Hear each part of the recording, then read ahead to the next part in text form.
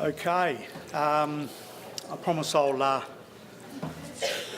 talk only about the University of Western Australia, but I thought I'd put up this proposition around research because, in a sense, Australian universities are supposed to be the centres of a whole lot of things. So to unpack the sense of place around Australian universities, I'm going to pose a question about why we ought to think about doing a study of the land where the universities are located on. Because much of Australia's intellects come from those places.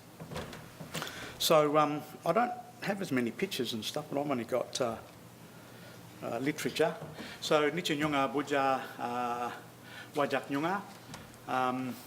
One of the things about saying that is, I guess it's a sovereign statement that certainly Nyungas have never given up our lands, but what we do wish to do is to figure out how do Nyungas and other Aborigines get engaged at the coalface, so to speak, around developing ideas, research matters, and how does it unpack in relation to its application.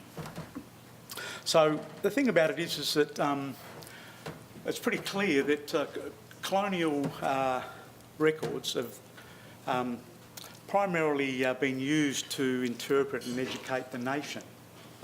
And of course they're important. Important in the sense that academy is really is one of the tools that people use to reflect upon those literary sources, those photographs we've looked at, some paintings and drawings to tell us a story and embellish and unpack a sense of place of where we are. So I think that having listened to many Kuris and Murris and Nungas and Nyungas and other Aboriginal groups around the country, there's a lot of angst about the way that the interpretation of the history of Australia has come about. And I suppose one of the challenges is to seek the question about what do Aborigines got to say about this? And if I pose the question, Nach Nganyunga Karijanija, I'm saying the same thing. I'm asking, what do the Aborigines have to say about this? Keeping in mind that if we think about the way universities operate, there's governance, there's things like community engagement, there's obviously responsibility of teaching, research and associated published works, whether it's in the journal style models or whether it's on the online models or it's through videos or documentaries or whatever. So one of the things that I was thinking about was for Aboriginal knowledges across the country to start to be used as a resource of study or interrogation, what and how would we as Australians think about using our institutions to interrogate the role and the capacity of the peoples that have been in and on them around this landscape for, how long? How many generations of Aborigines transported knowledge on this country from one generation to the next? Any mathematicians in the room? Anybody good at maths?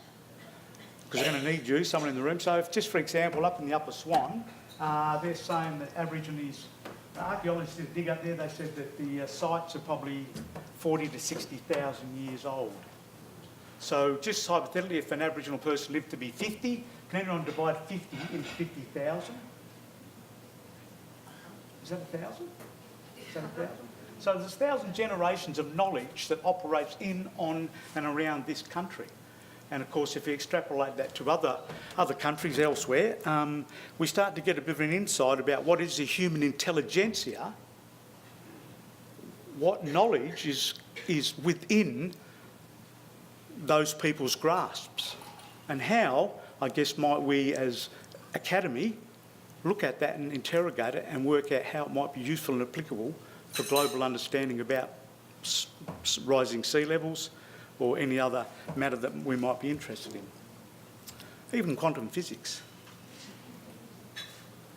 So one of the things that I think about is I'm going to kind of keep it bland, because the idea of doing research is you tend to have a set of ideas, and I was thinking, well, if each university across Australia, and there's 40 of them, did this, how much could that unpack in unknown ideas, or how would we could use that to become knowable about Indigenous knowledge and how it might contribute to the global knowledges of human beings. So I thought about it and I thought, well, just for the argument, you could put together an Indigenous research group, and the Indigenous research group wouldn't necessarily be Indigenous peoples, but it might be experts in the fields across the disciplines of Western Academy. Because each of those academies, each of those disciplines, in a sense, are yet to be challenged by the ancient knowledges of Aborigines. And if we're in academy, that's what it's all about. Why do we do it? Because that's why we do it.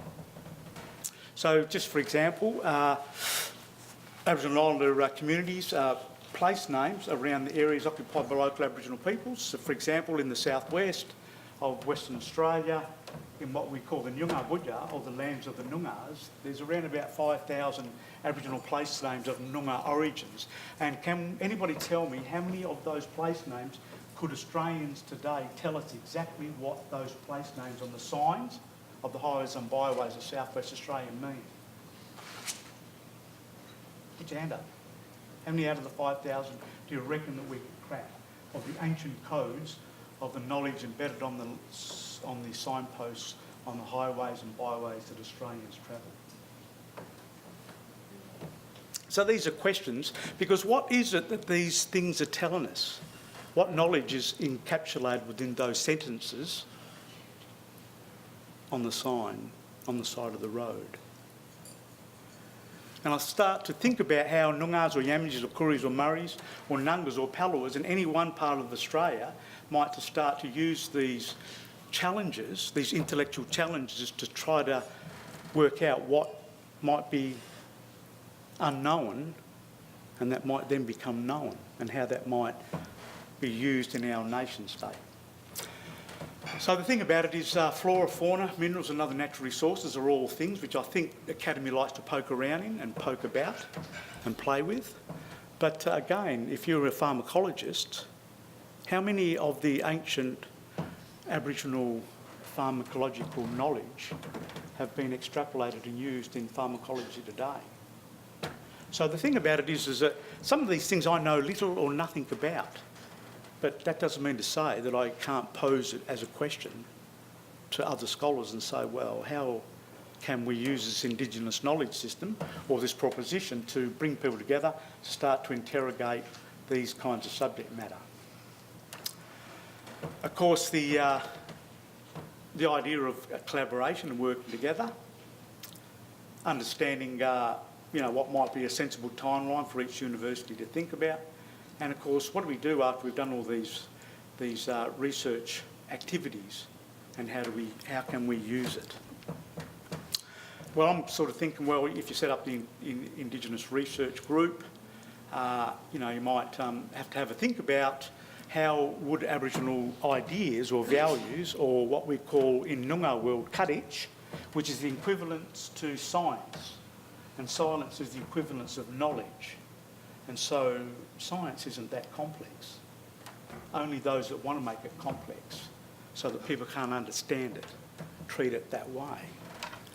So the thing about it is that involving communities around sound research objectives and methods, identification of these things needs to take care, but there are, I would propose, at least a number of phases which we ought to think about. So I'm not really talking about any of the explicit things around the research that I've done, but I'm just posing it as a research framework and an idea that Australian universities, to deal with this Indigenous engagement, its relation to an Indigenous Academy, how you might go about doing that.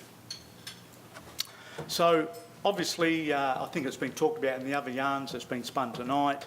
Obviously, photos and drawings and, at local libraries and other spots would be places where you'd obviously go as a part of the review of the literature, because we want to have a look at the literature to find out what's being said. But one of the challenges that I find, that if you do go and read the old literature, it's written in Old English, for at least, let alone if it's Old Scottish or Old something else, And then on top of that, when they have written and transcribed stuff into the language of the Aborigines, most of the researchers that read the archives cannot understand what the words on the page mean.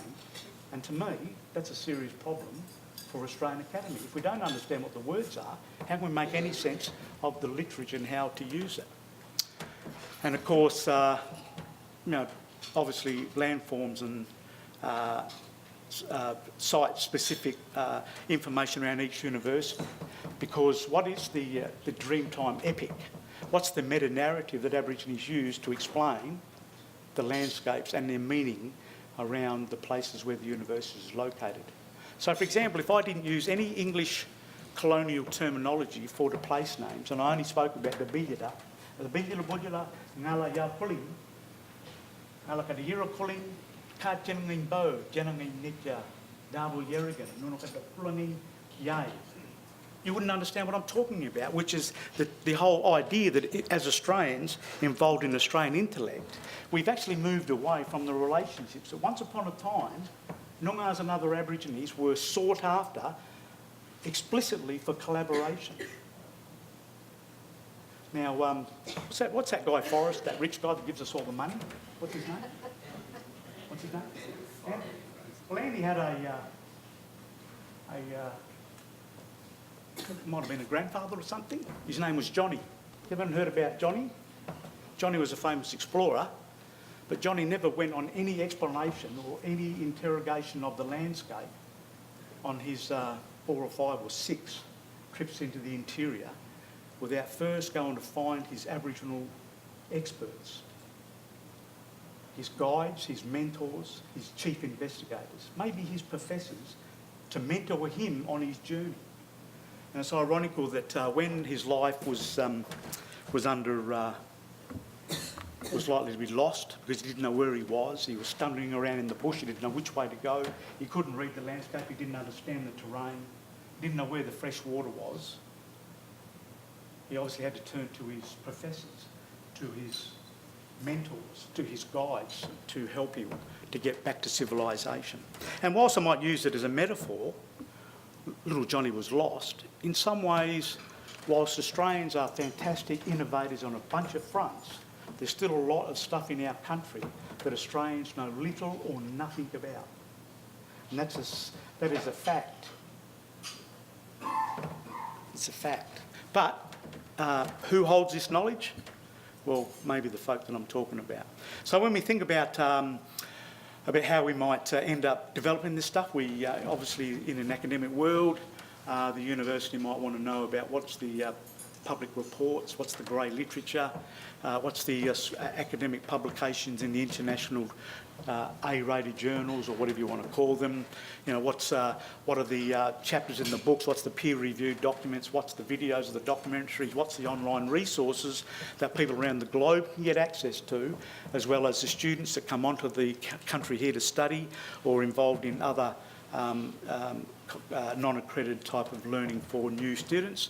They could all be thinking about essential Indigenous cultural understandings of units, which I think the uni already does here at University of Western Australia and does it well. You could also be looking at how this Indigenous knowledge could be incorporated into foundation units, broadening units, postgraduate coursework, and into disciplines that, in a sense, have yet to really embrace one another. So for those in the areas of, say, science or marine science, or maybe the study of the stars and the sky, or pharmacology and other areas of study which the university prides itself in, let's reflect back and say, well, hang on, what might we learn from the ancient database of knowledge that's been handed down for all those generations of people? These are reflective questions that a nation that we need to have a think about. How do we use the drivers of innovation of knowledge through Australian universities? How do we close the gap of understanding about what contribution will the ancient peoples contribute to this nation? I didn't have any diagrams. I didn't have any research findings. I'm starting from the Dreamtime. When was that? Or when is that? Or where is it? How do I quantify it? How do I measure it? How do I attribute the KPIs of Western understanding to these ancient systems? So, time frame, who knows? That'll really be up to people in this room to start to figure out when will that start and when do we kick it off. And could the University of WA be the first to undertake that scholarly and academic challenge? So in conclusion, the proposal is designed as a response to our gathering today to discuss Indigenous higher education since 1967, the referendum, policy, future, etc. Hence I propose a challenge for the future for each person, institution or whoever wants to be involved in reformation in relation to the use of Indigenous or Aboriginal and Torres Strait Islander knowledge. This yarn in a way of respecting traditional owners as a settlement of native title or even a treaty, and propose how Indigenous peoples nationally might partner with the academy and a collective movement forward, thus establishing academies of knowledge for steps to close the gap in the way Australian university systems engage in Aboriginal and Islander knowledges, people, country, for the future and past generations. Just to finalise, with the call for a treaty in this country, imagine if the University of WA collaborated with the 5 universities here in the southwest. Just imagine for a minute that each of the 5 universities, let's collaborate to do a settlement with the Noongar traditional owners. That's a part of the treaty process, and we would use the universities to sign a treaty of an intellectual basis so that we can secure the past, connect to the future, and use it as a step forward for all academic systems in the Noongar lands at least, as a part of a treaty settlement. Can you imagine that? What would it look like? How would we move forward? What would be the implications, the benefits and the costs for this nation? Kaya. Thank you.